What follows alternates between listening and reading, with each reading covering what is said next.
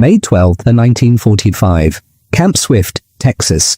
The air was so hot it seemed to shake above the sand, and the tin roofs flashed like knives in the sun. A line of captured German women stood silent in the dust, while a young American medic walked past them with a clipboard, bored, just ticking boxes, height, weight, scars.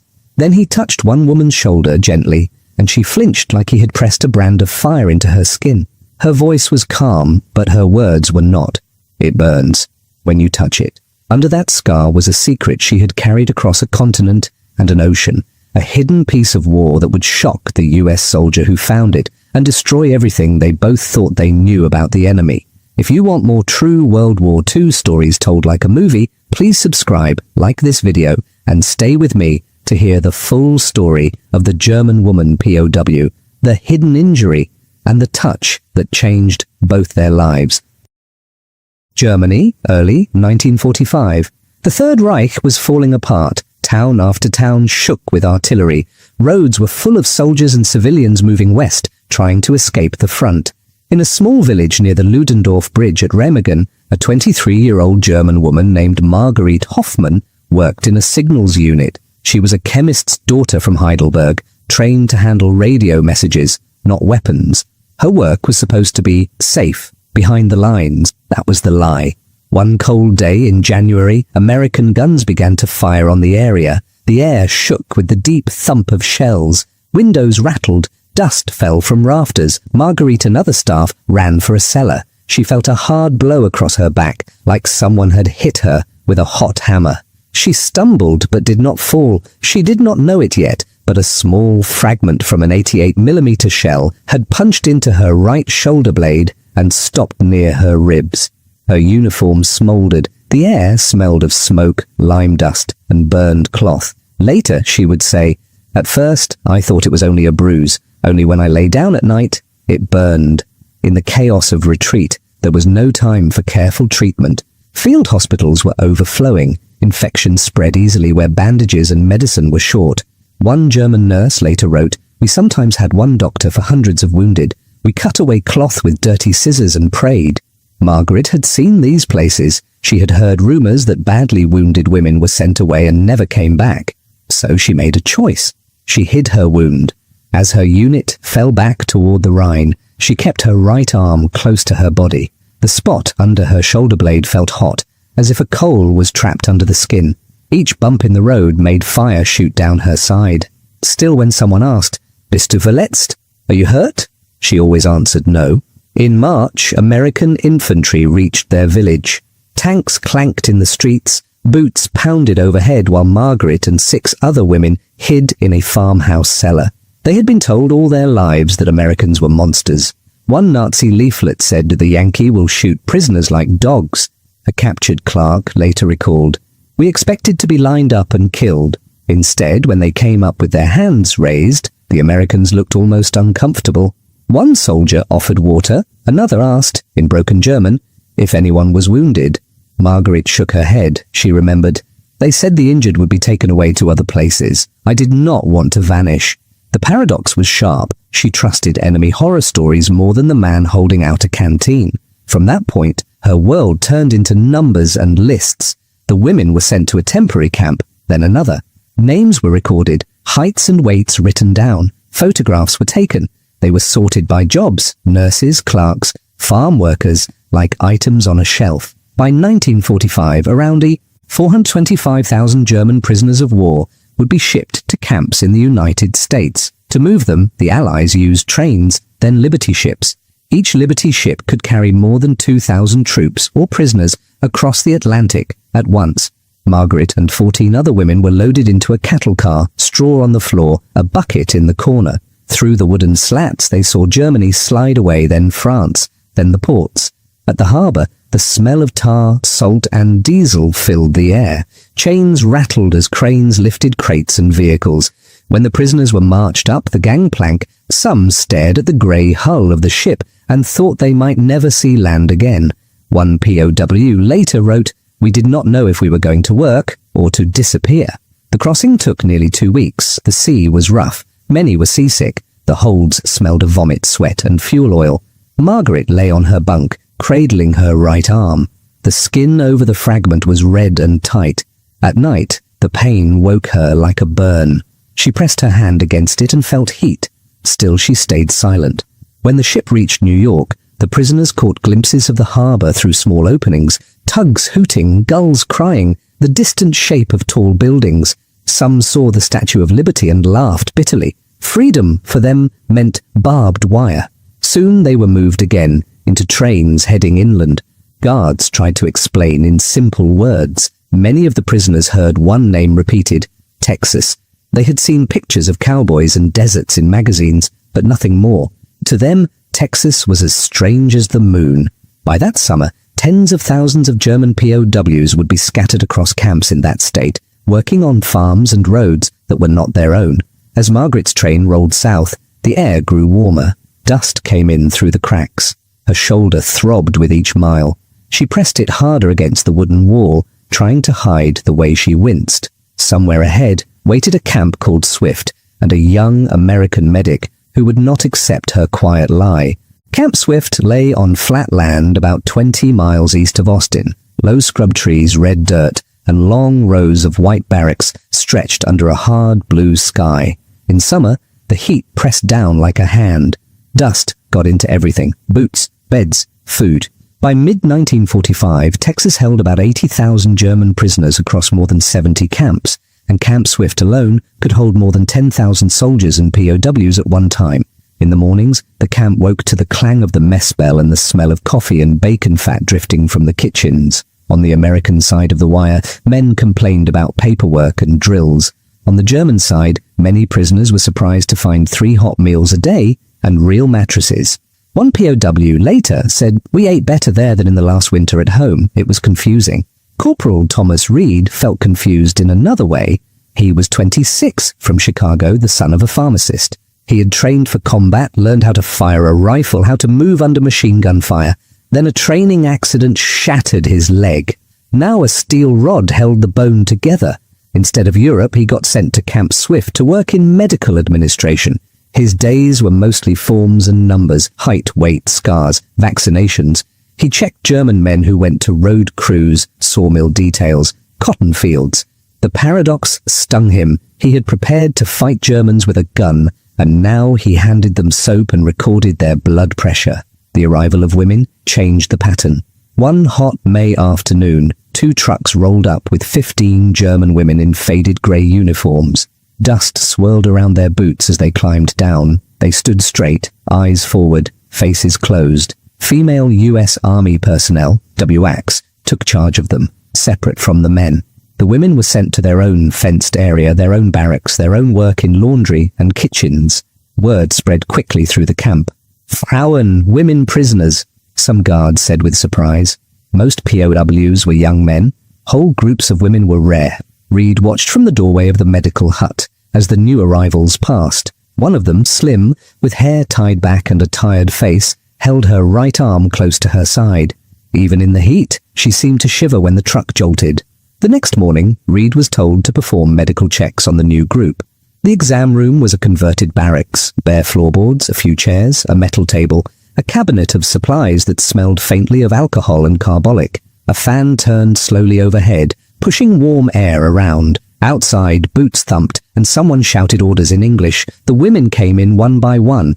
A WAC stood near the door, arms folded, watching. Reed worked through the first few quickly. Names, ages, lungs listened to through a cold stethoscope, backs checked for scars or rashes. His pen scratched across the forms. Most women were thin but healthy enough. The woman with the guarded arm was 7th in line. When her turn came, she stepped forward quietly. Up close, Reed saw she was younger than he first thought. Early 20s, lines of dry dust on her cheeks. Her grey jacket hung unevenly. The right sleeve hardly moved. "Name?" he asked. "Margaret Hoffman," she answered in careful English. He raised his eyebrows. "You speak English well." "I learned in school. My father is a chemist in Heidelberg," she said, then fell silent. "Any illness? Any wounds or pain?" Reed asked, the usual question. She paused just a second too long, then shook her head. "No, I am well." Reed frowned slightly. He had seen prisoners fake sickness to avoid work, but this felt different. She was hiding something. Still, Procedure was procedure. "Please take off your jacket," he said. She unbuttoned it with her left hand only. The right stayed close to her side, as if pinned there. When she slid the jacket off, Reed noticed how stiffly her shoulder moved. Under it, her cotton shirt was thin and yellowed. He listened to her heart and lungs. They sounded steady. Then he said, "Raise both arms, please." Her left arm went up without trouble. Her right lifted only a few inches before she gasped and stopped. Her face went pale. Muscles in her jaw tightened as she clenched her teeth. Reed saw the skin over her shoulder twitch under the cloth, like something was pulling from inside. "You are hurt," he said softly. "It is nothing," she whispered. "It will pass."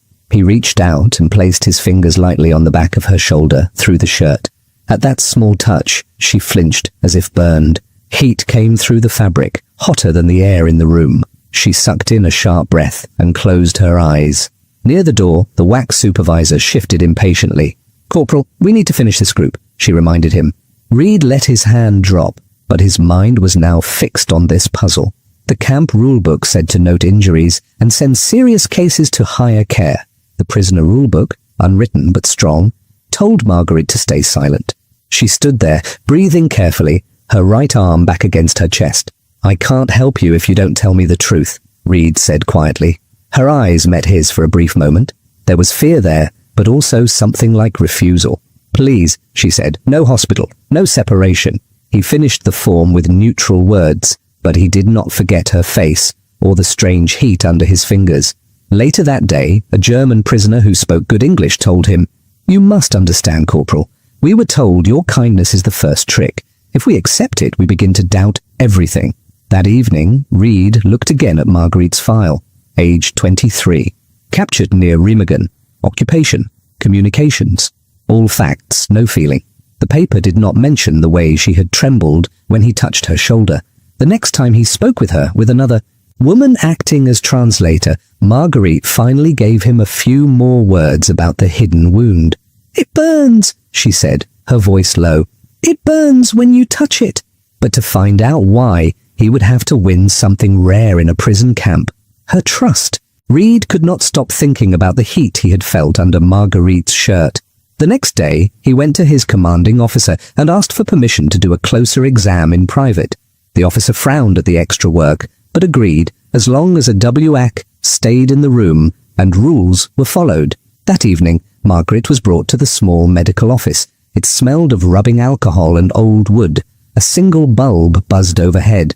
The WS sergeant stood by the door, arms crossed. Reed spoke gently, using slow English and simple words. "I need to see your shoulder," he said. "The real problem." She hesitated, then nodded once. With her left hand, she unbuttoned her thin shirt and let it slide down to her waist. The skin of her right shoulder blade was a map of old damage, shiny, twisted scar tissue in the center, red at the edges where infection still fought. When Reed's fingertips moved lightly over it, he felt something hard under the skin, like a small stone. Heat came off the spot, warmer than the rest of her back. "How long?" he asked. "Since January," she answered quietly. He did the math. 4 months with a metal fragment near bone. 4 months of the body trying to fight it with no real medicine. He knew what that could mean. Bone infection, blood poisoning, slow death. In one US Army medical report from 1944, doctors wrote that untreated deep wounds could kill more men than bullets did on the day of battle. Reed straightened up. "This must come out," he said. "Soon. It's dangerous." Margaret pulled her shirt back up, moving carefully. "No hospital," she said at once. "No operation." "Why?" he asked. "In Germany," she said, searching for words. "The badly hurt were sent away. We did not see them again. In the field stations I heard men scream all night. No medicine, no clean tools. I would rather stay here." Later, she told another woman in German, "Better to die quietly among people you know than on a table among strangers." It was not logic in a book. It was logic built from what she had seen and heard. Reed argued as best he could. He explained that in America there were trained surgeons, clean rooms, and drugs that killed germs. By 1945, the United States was producing hundreds of millions of units of penicillin and millions of tablets of sulfur drugs every month. Frontline hospitals were far better supplied than anything the German army could manage at the end of the war. But to Marguerite, these were just words from an enemy uniform. For 3 days, he tried. He spoke to her after work details beside the laundry steam that filled the air. Always the same answer. No hospital. Other women began to notice. One evening, as the sun went down and the camp cooled a little, an older prisoner came to find him near the mess hall. Her name was Gertrude. She had worked as a translator before the war and spoke clear English. "She is afraid you will hurt her," Gertrude said simply. "Not because you are cruel, because you do not know her. She has seen men cut open with little morphine. She thinks it is better to let the wound decide than the surgeon." Reed listened, then said, "Please tell her this. I give my word, we will not let her suffer. We have the best drugs here, real medicine, not what she knew near the front." Gertrude studied his face for a long second, as if weighing his honesty. "Words are easy," she said. "She will need more than that." That night, Reed had an idea. The next morning, he signed out the key to the dispensary cabinet. The small room was cool and dim, lined with shelves. Glass bottles and metal trays shone softly. The smell of antiseptic was strong, sharp in the nose. He brought Marguerite there, with a guard watching from the doorway. He opened the cabinet and showed her what was inside. Rows of clear glass ampoules filled with morphine, white tins of sulfur powder, rolls of sterile bandages, stainless steel instruments wrapped in clean cloth. He let her hold a bottle, feel its weight in her hand, read the English labels slowly. "This is what we use," he said. "This is not a frontline tent. This is Texas. We have enough here." For a long moment she said nothing. The light caught the glass in her fingers. She had been told that Americans were savages, that prisoners would be starved, beaten, left to rot. Instead, she was holding more medicine than most German units had seen in months. This wasn't propaganda, it was reality, sitting cold and solid in her hand. "You promise?" she whispered at last. "You promise I will not wake up in screaming pain?" "I promise," Reed answered. "We will make you sleep. We will take the metal out, then you can heal." She looked at him, then at the cabinet again. Something in her eyes changed, less like a wall, more like a door, just slightly open. Finally, she nodded. "I will sign." That afternoon he filled out the forms to send a surgeon from Fort Sam Houston and to transfer her to the base hospital north of the camp. Paper moved slowly, but the infection moved faster. Within days, approval came. The next step would take her out of the wire into a place where knives and lights and foreign hands could either kill her or save her. The army truck rattled along the road north from Camp Swift. Dust rose behind it in a long brown tail. Inside, Margaret sat on a bench, her right arm in a makeshift sling, a guard across from her, and Reed beside her. The air smelled of hot canvas and engine oil. When the truck hit a bump, pain flashed from her shoulder down her back, but the fear in her stomach felt even sharper.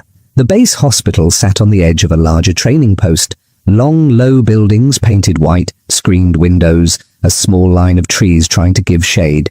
Compared to the rough barracks of the camp, it looked almost gentle. Inside, the cool hit her first. Fans turning, polished floors, the strong smell of soap and disinfectant. Nurses in white moved quickly but quietly, pushing carts that rattled with metal trays. By 1945, the US Army had built a huge medical system. More than 300,000 beds stood in military hospitals around the world. Surgeons did millions of operations on Allied soldiers, often with good supplies of blood, penicillin, and sulfur drugs. For many German units at the end of the war, such numbers would have sounded like fantasy. A nurse took down Marguerite's information while Reed spoke with the surgeon, a tall man with grey at his temples and major's leaves on his collar. His name was Pritchard. He had operated in North Africa and Italy before being sent back to the United States.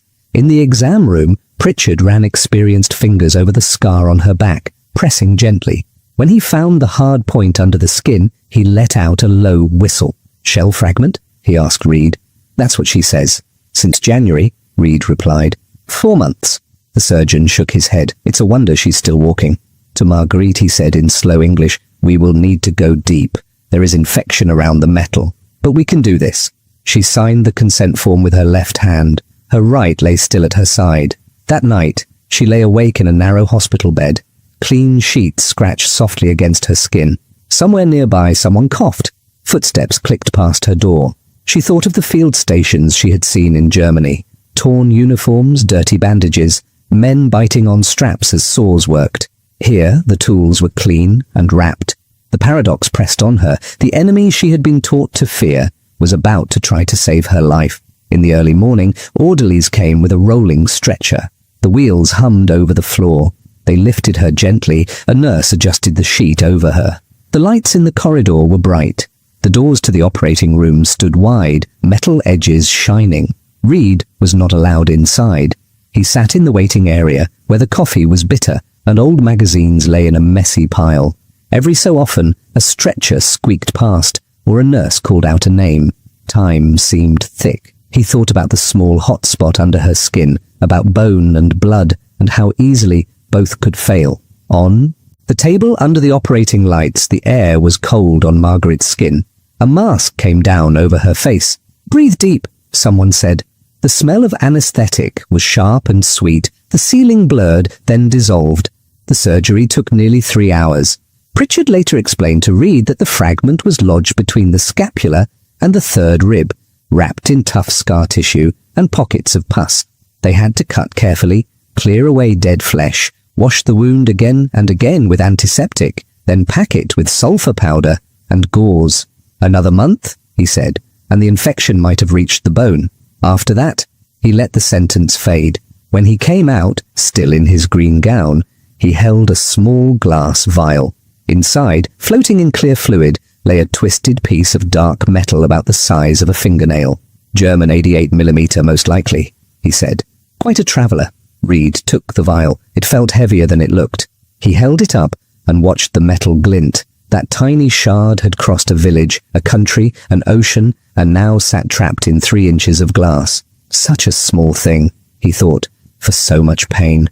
When Margaret woke later, her shoulder felt thick and dull, wrapped in tight bandages. There was pain, but it was different, deep and sore, not the sharp burning that had haunted her for months. A nurse checked her pulse, then smiled. "It went well," she said. "The metal is out. They showed me," Margaret told Reed when he visited that afternoon. Her voice was soft, a little blurred with morphine. "They let me hold it. 4 months it tried to kill me, and now it sits in a bottle." Over the next 2 weeks, she stayed in the hospital. Nurses changed her dressings every day. The wound oozed less each time. Antibiotics did the work her body alone could not have done. On the next bed, an older German prisoner named Ernst, a teacher from Bremen, watched how Reed brought books and a small bunch of roadside flowers. "He is kind to you," Ernst said in German one day. Unusual for a guard. "He is a medic," she answered. "He sees a patient, not just a prisoner." Ernst stared at the ceiling. "What did we become?" he murmured, "that such simple kindness can surprise us so much?" Outside the screened windows, Texas sun baked the training grounds. Trucks moved, new soldiers drilled.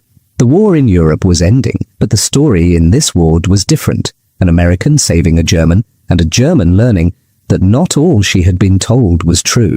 Soon, the bandages would grow lighter, the stitches would hold, and the hospital would send her back to Camp Swift, to work, to heat, and to a different kind of harvest under the wide sky. When Marguerite returned to Camp Swift in early summer, the air felt like a wall. The hospital's cool halls were gone. In their place were long days of dry heat, buzzing insects and dust. Her right arm rested in a proper sling now.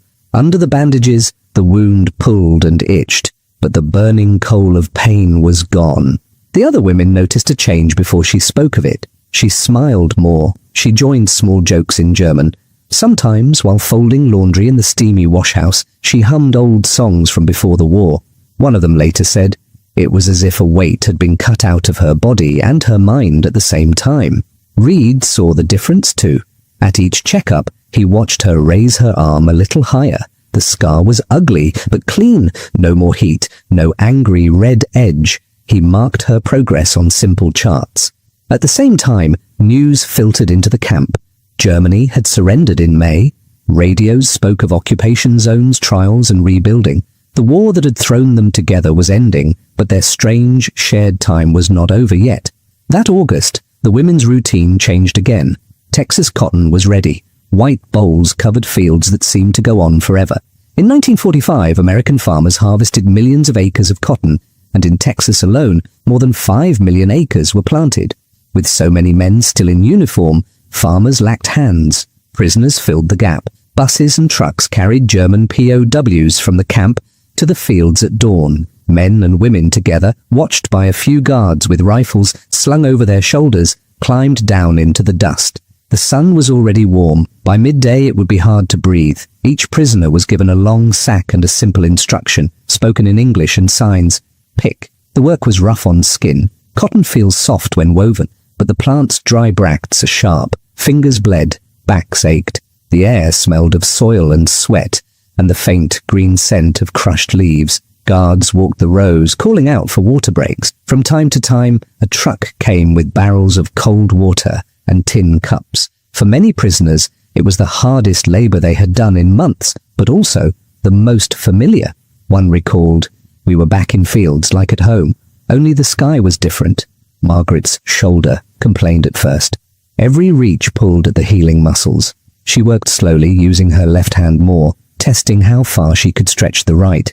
Reed came out sometimes with the camp doctor, checking for heat stress. He would stop by her row asking, "How is the arm?" She would answer, "Better." And this time it was true. The paradox in those fields was sharp. These people had once worn enemy uniforms. Some had helped send shells across rivers and bombs across cities. Now they bent over American soil, helping bring in a crop that would clothe the country that had beaten them. Around 100,000 German POWs across the United States worked in agriculture that year, picking fruit, cutting timber, and, like here, picking cotton. This was not propaganda, it was everyday life, born from need on both sides. Yet the guards no longer looked like the monsters from Nazi posters. They joked, passed water, warned prisoners not to work too fast in the heat. At night, back behind the wire, Marguerite wrote to her father in Heidelberg. She told him about the fields, the sun, the strange kindness she had found. "We are still prisoners," she wrote, "but we are not treated as animals. It is confusing to remember what we were told about these people." Reed also wrote home to his family in Chicago. In one letter, he described a young German woman who carried a piece of our artillery in her shoulder across an ocean. He admitted that helping her had changed something in him. "I was trained to break bodies," he wrote, "but here I stitch, record, and reassure. The enemy has faces and names. That is harder to live with, but perhaps better." As the cotton harvest ended and cooler air came at last, orders began to shift. Some POWs were told they would soon go home. Others would stay longer to help with more work or with rebuilding projects. Reed received his own news. He would be discharged in a few months and return to Chicago to work in civilian life again. One evening, as they watched another Texas sunset smear orange and purple across the sky, he told Marguerite he was leaving. She listened quietly, then said, "You will go home. I will go home. But we will not be the same as when we left." She touched her shoulder lightly. "I will always carry this scar, and also what happened here." The fields were bare now, the cotton gone. Soon the trains would return, this time heading east instead of west, and the question would be what, if anything, each of them would carry from Texas back into the broken world beyond the wire. In February 1946, winter air lay cold and thin over Camp Swift. Orders had come. A transport of prisoners would leave for the journey back to Europe. Around 300 Germans from the camp were on the list. Margaret's name was among them. On her last morning, the women lined up with small bundles, some clothes, a few letters, maybe a Bible or a photograph. The mess hall smelled of oatmeal and coffee. Trucks waited by the gate, engines ticking. The camp that had been their strange home for months was already turning back into just another army post. Reed met her near the infirmary. He held something in his hand, a small glass vial. Inside floated the twisted metal he had first seen under an operating room light. "The surgeon kept this on a shelf," he said. "I thought you should have it." She turned the vial between her fingers. The glass felt cool. The metal chip was dark and ugly but clean. "What will I do with such a thing?" she asked. "Whatever you thought." Time moved on. Germany and the United States, once deadly enemies, became allies. American money helped rebuild German cities. German scientists worked with American ones. Old soldiers visited battlefields together. The big numbers filled history books. Billions of dollars in aid, millions of houses rebuilt, whole armies disbanded. But none of those pages mentioned the vial on Marguerite's desk. After she died in her 80s, her daughter sorted her papers. Among them, she found Reed's letters and the glass vial. She decided not to hide them in a drawer. Instead, She gave them to a small museum in Heidelberg that collected everyday stories of the war and recovery. Now the fragment sits in a glass case. The tag under it is simple: shell fragment removed from German prisoner Texas, 1945. Visitors walk past on quiet feet. Many do not stop. They are drawn to bigger displays, maps, uniforms, photographs of ruined streets. But some pause, they lean close. They imagine the heat under the skin, the long train rides, the bright light of the operating room, the American hand offering help. A guide tells them the short version of the story: a young woman, a hidden wound, an American medic, and a choice to trust that went against everything both had been taught. Some visitors nod and move on. Others stand a little longer, thinking about the strange truth that in a world of total war, a small act of mercy between enemies could last longer than flags or speeches. Their story never decided a battle or changed a border. But in the space between a captured German clerk and an injured American medic's son, hatred gave way to something else. This wasn't propaganda, it was reality, lived day by day in a hot Texas camp and remembered for a lifetime. The vial of metal is still there, catching the light. It shows that even when nations shout in slogans, individuals can choose to listen in a different way. In the years after the war, both countries like, he answered. Keep it, throw it away, hide it. It is your story now. She slipped it into her bag, next to her papers. I will keep it on my desk one day, she said quietly, to remember that an enemy's knife saved me from my own army's shell. They shook hands. It was a brief, proper gesture, watched by a whack nearby, but both of them felt the weight of it. Then she climbed into the truck with the others. The engine roared. Dust rose. The camp shrank behind them. The journey home reversed the one she had made before. Trucks to trains, trains to a ship, the smell of coal smoke and salt air, the long grey ocean. By late 1946, most of the roughly 370,000 German POWs held in the United States would be sent back across the Atlantic. They had come as conquerors expecting to rule Europe for 1,000 years. They left as students who had seen a different kind of power. Full shelves, working lights, and hospitals that healed even the enemy. Back in Heidelberg, Marguerite found a wounded city. Bridges were down, walls were blackened, but the university was rebuilding. Her father, still alive, worked with American occupation officials to reopen the chemistry department.